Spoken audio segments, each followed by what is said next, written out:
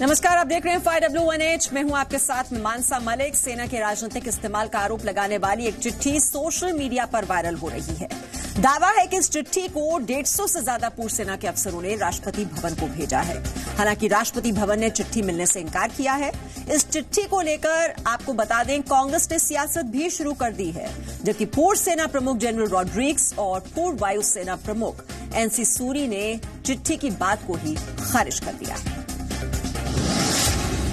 सेना पर हो रही सियासत पर राष्ट्रपति को लिखी कथित चिट्ठी से कुछ पूर्व सेना प्रमुखों का इनकार, और पूर्व वायुसेना प्रमुख एन सूरी ने चिट्ठी लिखने की बात खारिज की।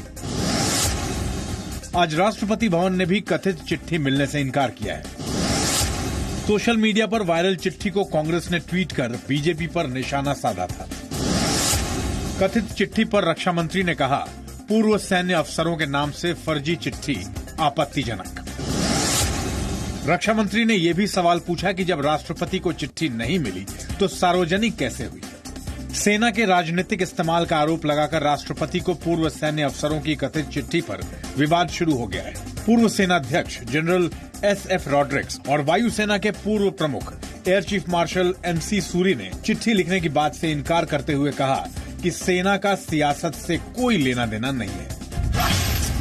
तो ये तो होगा ही, पता नहीं। मैं इसके बारे कुछ बोल ही नहीं सकता हूँ, क्योंकि ये तो आदमी कौन है तो मेरे को पता नहीं है। तो अगर किससे बात किया था तो कोई एंटीसीडेंट मालूम होगा कि ये फलाना यूनिट का है या रेजिमेंट का है या क्या है, लेकिन ये पता नहीं whether it even exists, I don't know।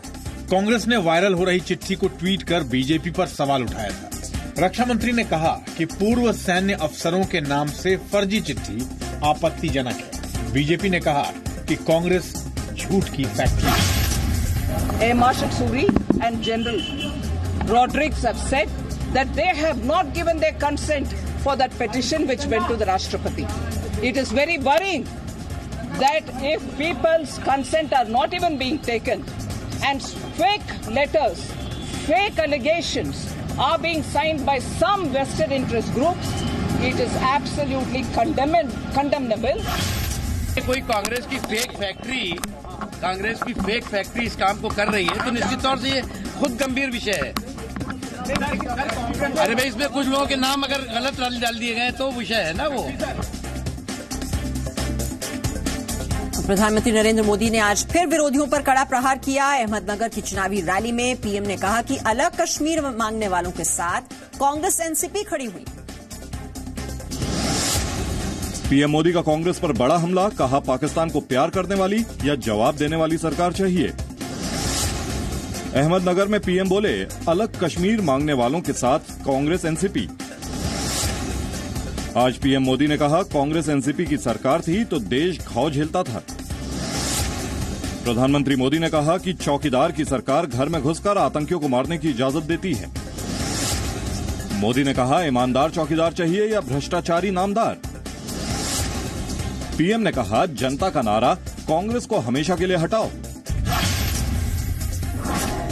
2019 Lok Sabha चुनाव के लिए धुआंधार रैली में जुटे पीएम मोदी ने आज महाराष्ट्र के अहमदनगर में कांग्रेस पर बड़ा हमला किया। पीएम ने लोगों से कहा कि आपको ईमानदार चौकीदार चाहिए या भ्रष्ट नामदार। उन्होंने कहा कि आज एक तरफ कांग्रेस एनसीपी की महामिलावट के खोखले वादे हैं और दूसरी तरफ एनडीए के बुलंद इरादे हैं। कांग्रेस एनसीपी पर पीएम मोदी ने वार करते हुए कहा कि उनकी सरकार में कभी मुंबई में धमाके होते थे, कभी पुणे में, कभी ट्रेन में धमाके होते थे, लेकिन पिछले 5 साल में ये बम धमाके बंद हो गए हैं। तो आपको तय करना है कि अब देश में ईमानदार चौकीदार चलेंगे या भ्रष्टाचारी नामदार।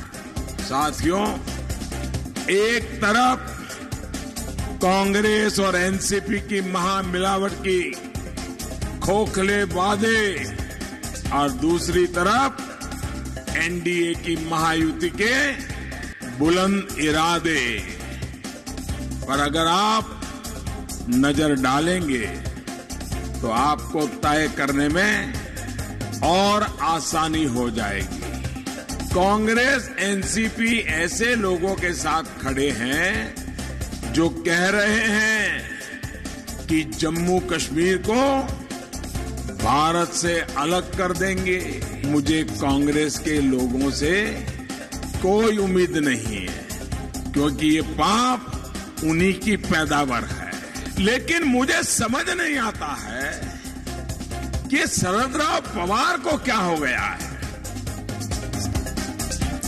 बीजेपी नेता मीनाक्षी लेखी ने राहुल गांधी के राफेल डील को लेकर दिए गए एक बयान के खिलाफ सुप्रीम कोर्ट में अवमानना याचिका दाखिल की है। सुप्रीम कोर्ट मीनाक्षी लेखी की इस याचिका पर 15 अप्रैल को सुनवाई करेगा। राहुल गांधी के खिलाफ सुप्रीम कोर्ट में अवमानना याचिका दाखिल। सुप्रीम कोर्ट में मीनाक्षी लेखी ने राहुल गांधी के बयान के खिलाफ शिकायत की। आज मीनाक्षी लेखी ने कहा कि सुप्रीम कोर्ट के फैसले को राहुल ने तोड़ मरोड़ कर पेश किया। रफाल पर सुप्रीम कोर्ट के फैसले पर राहुल ने कहा था, सुप्रीम कोर्ट ने माना है कि चौकीदार चोर है। 2 दिन पहले सुप्रीम कोर्ट ने रफाल मामले में एक पुनर्विचार याचिका पर सुनवाई की बात मानी थी। राहुल पर अवमानना की याचिका पर कोर्ट 15 अप्रैल को सुनवाई करेगा। राहुल गांधी के खिलाफ बीजेपी सांसद मीनाक्षी लेखी ने सुप्रीम कोर्ट में अवमानना याचिका दाखिल की है। उन्होंने कहा कि राफेल मामले में गोपनीय दस्तावेज को भी बहस का हिस्सा बनाने के सुप्रीम कोर्ट के फैसले को कांग्रेस अध्यक्ष ने गलत तरीके से पेश किया है। लेखी ने राहुल पर आरोप लगाते हुए कहा कि उन्होंने चौकीदार चोर है के अपने बयान को सुप्रीम कोर्ट के बयान की तरह पेश किया। अब अदालत ने मामले की सुनवाई के लिए तारीख भी दे दी है। अदालत इस मामले पर सोमवार 15 अप्रैल को सुनवाई करेगी। सुप्रीम कोर्ट एक हिस्सा सुन चुका है, बाकी का पेंडिंग है।